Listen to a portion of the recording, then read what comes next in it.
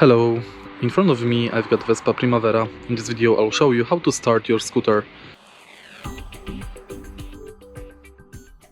In the beginning, let's take a look at the front of the scooter. Insert the key, twist it to ignition. Now hold the brake and press this button.